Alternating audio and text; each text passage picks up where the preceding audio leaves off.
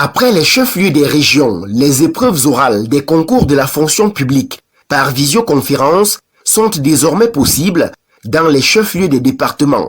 Le ministre de la fonction publique et de la réforme administrative a procédé personnellement au lancement de cette innovation ce 25 août 2021. C'est un ministre de la fonction publique et de la réforme administrative heureux de vous rencontrer aujourd'hui parce que il a fallu oser.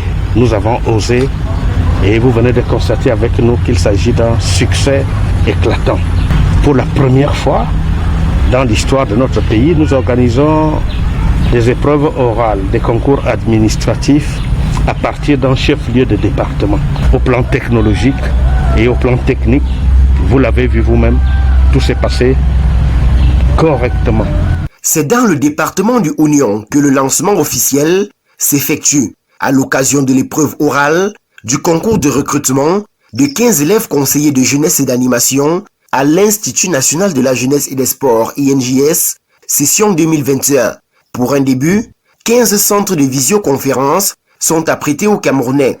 Au centre IAI d'Abomban, les candidats passent sereinement les épreuves sous le regard de Joseph Lé, ministre de la fonction publique et de la réforme administrative, et Armand-Claude Abanda, représentant résident de l'IAI au Cameroun.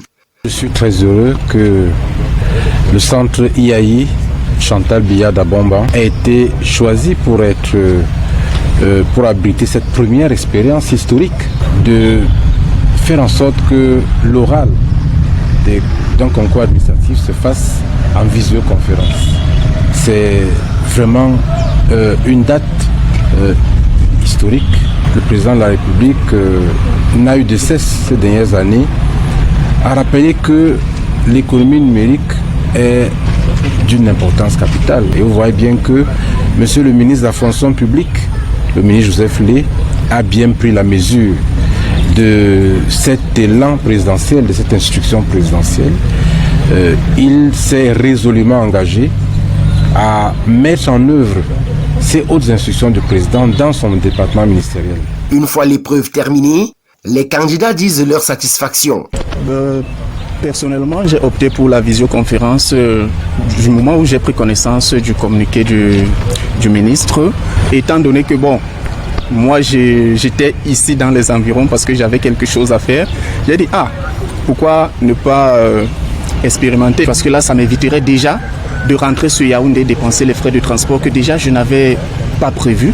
Honnêtement, moi au sorti de là, je suis impressionné. Pour un coup d'essai, c'est un coup de maître. Mais le ministre de la fonction publique et de la réforme administrative ne compte pas s'arrêter en si bon chemin. Nous avons eu une candidate qui a passé ses épreuves orales à partir de Cotonou au Bénin.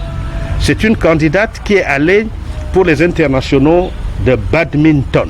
C'est une compétition qui se déroule à Cotonou en ce moment. La candidate ne pouvait pas partir de là-bas pour venir passer les épreuves et repartir. Alors, avec notre mission diplomatique basée au Nigeria qui couvre également le Bénin, nous avons organisé les choses et là aussi ça s'est passé dans d'excellentes conditions et nous ne pouvons qu'être fiers.